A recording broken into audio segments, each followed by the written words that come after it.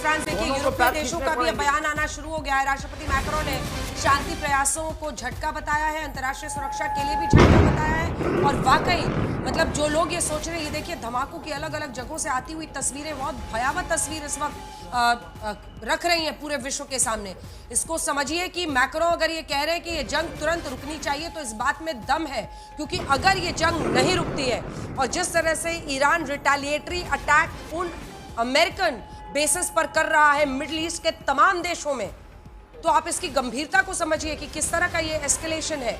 और इसी के साथ साथ अब मैक्रोन की पहली प्रतिक्रिया इस पर आई है, वो कह रहे हैं कि ये युद्ध तुरंत रुकना चाहिए, ये युद्ध प्रयासों पर झटका है। और सबसे दिलचस्प आज प्रतिक्रिया आई थी रूस की, जब उन्होंने कटाक्ष करते हुए कहा था कि शांति दूत ट्रंप का असली चेहरा दिख गया। अंतर्राष्ट्रीय सुरक्षा के लिए इसे बहुत बड़ा झटका मैक्रोन ने बताया है और युद्ध को रोकने की बात की है। अब जो जनरल सेना कटाक्ष तो अपनी जगह है, लेकिन यहाँ तो अब इस दुनिया और लोगों की जिंदगी पर बनाई है, जिस तरह की स्ट्रैटेजी पर ये तमाम देश चल रहे हैं। और इसीलिए मेरा सीधा सवाल आपसे ये है कि क्या डोनाल्ड ट्रंप, जो कि हमेशा करते हैं कि मैंने ये युद्ध रुकवा दिया, वो युद्ध रुकवा दिया, अब इनका युद्ध कौन रुकवाएगा? मोदी। इनको खुद रोकना पड़ेगा, इनको खुद रोकना पड़ेगा। देखिए वहां पर उनके जेडी वैन नहीं मानते हैं कि यह करना है, उनके भाई वाइस प्रेसिडेंट है।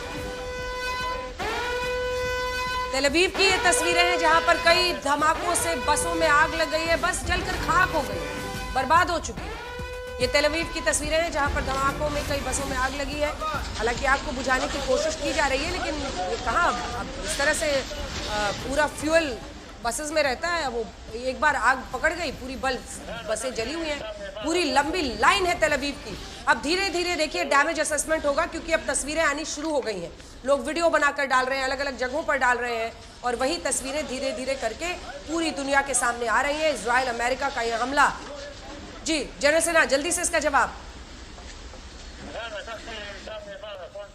देखिए यमन में ये जो डोनाल्ड ट्रंप है, खुद ऑपरेशन रूम में बैठ करके उन्होंने वहाँ पर B-2 बॉम्बर तक यूज़ किया था, उसको वो तो नहीं कर पाए। यहाँ पर जो इनका जेराल्ड फोर्ड है, मेडिटेरियन से अरेबियन सी में आ नहीं पा रहा है, वो तो कहते हैं ले आए और रेड सी से हम ख़त्म कर देंगे। देखिए बात ऐसी है कि वो भी जानते हैं कि सामरिक तरीके से इतनी अच्छी, ये नहीं कहते कि इतने पावर, इतने हमने एयरक्राफ्ट खड़ा कर दिया, हम ये कर देंगे वो इससे नहीं होती है। इसको करने की कुवत होनी चाहिए, और उसने करके दिखा दिया। उसने तो 7 आपके जितने भी आपके पर्शियन गल्फ के देशों में जहाँ भी इनकी बेसिस थी वहाँ मारा है। इसके आगे देखते हैं क्या होता है। मेरे ख्याल से ये उसी तरह करेंगे जैसे उन्होंने हुती के साथ कर लिया था समझौता, ये करेंगे। मगर ये और बहुत उनको नहीं ये था कि ये सोच रहे थे कि शायद वो इजराइल के ऊपर ही करेगा। उसने जॉर्डन तक मारा है, तो इतना आसान नहीं समझना चाहिए कि हम वर्ल्ड की शक्ति हैं तो हम कुछ हेजमनिक तरीके से कर लें कि आप हथियार ना बनाएं, आप मिसाइल नहीं बनाएं, मिसाइल डिफेंस छोड़ दें। उसकी भी रेड लाइनिंग है ना, कल हमें भी कोई ऐसे धमकाए। तो मैं ये मानता हूँ बहरीन की तस्वीरें हमारी आपको रोक रहे। बहरीन में अमेरिकी बेस पर भीषण धमाका। ये मतलब अब महायुद्ध की आहट है या महायुद्ध है? क्योंकि अब क्या है, आप ऐसे ही युद्ध शुरू होते हैं, जितने भी वर्ल्ड वॉर्स हुए हैं, 2-3 देश आपस में युद्ध में शुरुआत होती है और फिर धीरे धीरे वो फैलता है। वही देखिए हो रहा है आज के, अगर आप उसमें देखें तो रशिया यूक्रेन तो चल ही रहा है, अफगानिस्तान पाकिस्तान में दमादम मस्त कलंदर हो रहा है। That's what they said. अब यहाँ पर भी वही शुरू हो गया है। और जहाँ तक बात है, मुझे सबसे डैमेज असेसमेंट नहीं आ रहा है अंजना जी, अगर मिसाइल्स इजराइल को पेनिट्रेट कर गई हैं और इम्पैक्ट हुआ है तो अपने आप में ये बहुत चिंता का विषय है, क्योंकि वहाँ पर जो सुरक्षा चक्र है वो सुदर्शन चक्र की तरह है। क्योंकि आपके पास एरो 3 है, आपके पास डेविड स्लिंग है, आपके पास जो है आयरन डोम है, आपके पास आयरन बीम है। इन सब के बावजूद भी हो रहा है, अगर मिसाइल पेनिट्रेट कर गई है तो अपने आप बहुत चिंता का विषय है। तो ईरान की तैयारी दिख रही है, और क्या ईरान की तैयारी के साथ रूस चीन का हथियारों वाला मदद भी दिख रहा है? वो देखो ये सच्चाई है कि हाँ, चीन और रूस ने बहुत मदद की है। और यही नहीं, चीन जो है उसको रियल टाइम इंटेलिजेंस भी दे रहा है। जब मल्टी टियर्ड एयर डिफेंस सिस्टम से अगर इसको हिट कर गए हैं तो मुझे लगता है कि काफ़ी सटीक हमले कर रहा है। और स्ट्रेटजी क्या अपना रहा है ईरान कर रहा है कि आप इतनी मिसाइलें फायर करो इकट्ठी कि आप उसको ओवरहैम कर दो एयर डिफेंस सिस्टम को, और कोई ना कोई मिसाइल तो जाके लगेगी, और वही हो रहा है। और ये जो सटीक हमले कर रहा है ईरान इजराइल पे, मुझे लगता है ये चिंता का विषय है इजराइल के लिए। जो 12 दिन की लड़ाई थी उसमें भी 10 से 20% जो मिसाइलें थी निकल के वो एक प्रकार टारगेट पे हिट की थी। और जिस प्रकार से अभी आप पिक्चर दिखा रहे हो, मुझे लगता है कि इजराइल को सोचना पड़ेगा, क्योंकि मल्टी टियर आप उसके अंदर 4 चीज़ें थी जैसे बता रहे, एरो 3, आयरन डोम, आयरन आपका जो एक प्रकार से आयरन डोम के साथ साथ आयरन लेजर वाला भी है, उसके बाद आयरन बीम, और उसके बाद DS जो इसको डेविड स्लिंग है, और उसके बाद उनको बैरक 8 मिसाइल, उसमें पार करके अगर आपकी मिसाइल हिट कर जाती है टारगेट पे, तो मुझे लगता है ये चिंता का विषय है इजराइल के लिए। इन्होंने सोचा भी नहीं होगा। दूसरा बात ये है कि आप देखें कि हमले कहाँ किए हैं ईरान ने हमले वहाँ बेसिस पे किए हैं जो कि आपकी US की बेसिस है। कहाँ US का जो एयर उदय है कतार के अंदर, उस पर हमला किया, सटीक हमला किया। उसके बाद आप बहरीन में देखें, 5th नेवल फ्लीट का हेडक्वार्टर में लगा और वहां पर डैमेज भी हुआ है। तो ये सच्चाई है कि ये जो हमले किए ईरान ने सटीक किए हैं और एक रीजनल वार की तरफ जा रहा है। मुझे नहीं लगता ये वर्ल्ड वार की तरफ जाएगा, रीजनल वार पक्का होगा, क्योंकि चीन और रूस इसमें अभी भी लड़ाई में नहीं शामिल होना चाहेंगे। वो दूर से मदद करेंगे, इस लड़ाई में इसलिए शामिल नहीं होंगे। ईरान जो रूस है वो यूक्रेन के साथ फंसा हुआ है, चीन जो है वो देख रहा है अपनी इकोनॉमिक कंडीशन को, वो नहीं चाहेगा इस लड़ाई के अंदर जाके। ये होते हुए मिडिल ईस्ट में अगर इस तरह का फुल फ्लेजेड वॉर, इस रीजनल वॉर ही समझ लीजिए, ऐसे में पूरी अर्थव्यवस्था विश्व की डगमगाएगी ना, क्योंकि अगर स्ट्रेट ऑफ हॉर्मुज ऐसी जगह बंद होती है, मतलब 20% विश्व का तेल, चीन जैसे देश का 60%, हमारा भी हमें मुझे लगता है 80% है हमारा वहां से।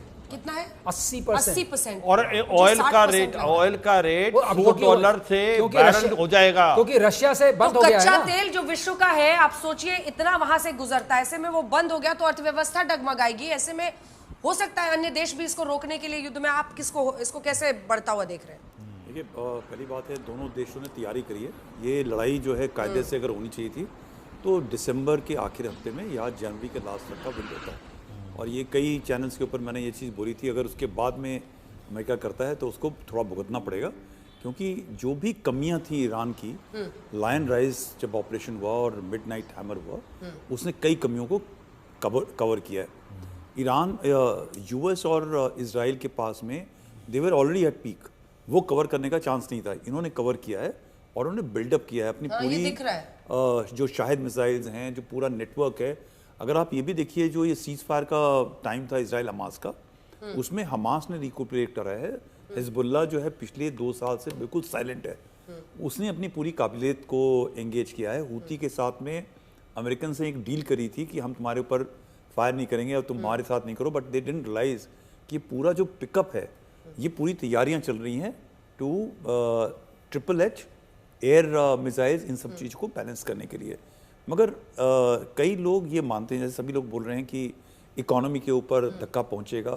इन सब चीज़ों के बाद में आप थोड़ा सा देखेंगे कि डाइवर्सिफिकेशन जो ऑयल का है वो होगा। अभी तक वो रशिया का ऑयल बैन था, अब अमेरिका इस लड़ाई को आगे चलाने के लिए और अपनी बात मानने के लिए वो सारे सैंक्शंस हटेंगे। इजराइल US का जो रशिया के साथ में एक डील हुआ था अलास्का के अंदर, और फिर जब वो रशिया से तेल लेगा अमेरिका, तो फिर किस पर वो टैरिफ लगाएगा? हाँ, बट ये सब ट्रम्प जी किस पर टैरिफ लगाएंगे? जो पावरफुल होता है वो ये सब काम करता है, मगर हमको अपनी हालत से देखना है। बट मुझे लगता है कि ये रशियन ऑयल का जो फ्लो है वो वापस स्टार्ट हो जाएगा, वो रशियंस को मालूम था। मतलब अब तो खैर कोई कुछ भी बोलता है विश्व जियोपॉलिटिक्स को लेकर, तो मैं अचंभित नहीं होती हूँ, क्योंकि कुछ दिन पहले हम लोग इसी बड़े स्क्रीन पर पीछे दिखा रहे थे कि ये अमेरिका के बेसिस हैं, अगर अमेरिका और इजराइल हमला करते हैं तो ईरान हमला करेगा, और आज वो हो रहा है और वो हो रहा है। सटीक हमले हैं। हाँ। ये भी देखो अंजना कि सटीक हमले हैं, वो सटीक हैं, और ये तमाम देश जहां पे अमेरिका ने अपने बेसिस बनाए होंगे, उसने डिफेंस सिस्टम तो बनाया होगा, वो डिफेंस सिस्टम फेल हो रहा है और ईरान सफलतापूर्वक कर रहा है। और जैसा आप कह रहे थे कि ईरान को ये टाइम मिला है लगभग 1-2 महीने का, जिसमें उसने अपनी पूरी तैयारी की है और ये बीच में खबर भी आई थी कि रूस से क्या जहाज के रास्ते कुछ हथियार भी आए हैं, कई सारी बातें अटकली, कंफर्मेशन नहीं हो सकता क्योंकि ओपनली आया नहीं एक्सेप्टेंस इसका। तो ऐसे में ऐसी खबरें थी कि क्या रशिया, चाइना सबसे अपने हथियारों की तैयारी ईरान ने करके और फिर इस तरह से वो इवेड कर रहा है या फिर अटैक कर रहा है सीधा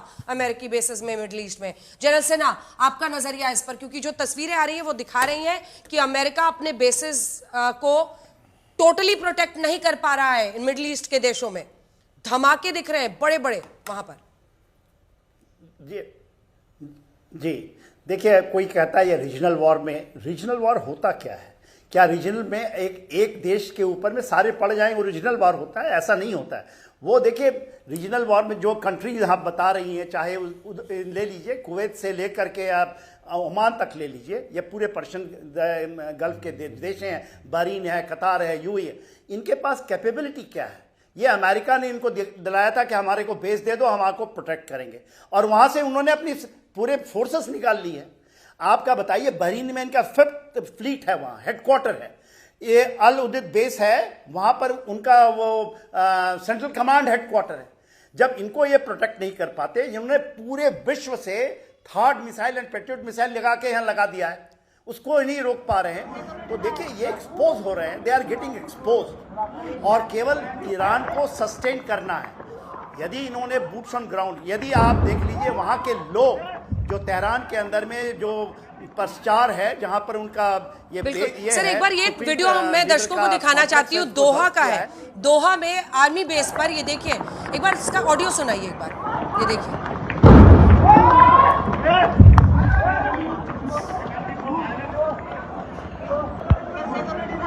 क्या है? बताइए बताइए आपका, अगर वीडियो को जो आपको दिख रहा है, क्योंकि असल में तो असेसमेंट बाद में ही होगा क्या डैमेज है क्या है, लेकिन ये क्या दिख रहा है? ये दिख रहा है कि इस मिसाइल को शायद इन्होंने EW से उसको डिसेबल करने की कोशिश की, जो सक्सेसफुल नहीं हुए और वो गिरा है और आप धमाके का एक्सप्लोड हुआ है। जिस तरह की आग आई है वो एक्सप्लोजन की आग है। अगर ये इंटरसेप्ट ऐसा हो जाता कि वो कंप्लीटली डिसेबल हो जाता, उसका फ्यूज वर्क नहीं करता, तो इस तरह की आग नहीं उठती। एक्चुअली ये जो मिसाइल है, ये फॉल ऑफ मिसाइल है, ये हिट ऑफ मिसाइल नहीं है। तो जो सर बता रहे हैं वो सही बता रहे हैं कि वो डिसेबल हुआ है। आप देख रहे हैं वो ये फॉल कर रहा है, ये ऐसा हिट मिसाइल नहीं है, मतलब अपने टारगेट को हिट नहीं किया, क्योंकि डिसेबल हो कारण ये गिर गया और फिर आग लगी है, ये बात ठीक। लेकिन फ्यूज वर्क कर गया है। सी द वर्स्ट पार्ट है, जब हम डिसेबल करते हैं तो वी डिसेबल इन अ वे कि फ्यूज वर्क नहीं करे, पर वो जब इम्पैक्ट होगा फिर इम्पैक्ट फ्यूज नहीं होता सर, इम्पैक्ट फ्यूज नहीं होता। नहीं, मतलब कि आग तो लग ही सकती है ना, तो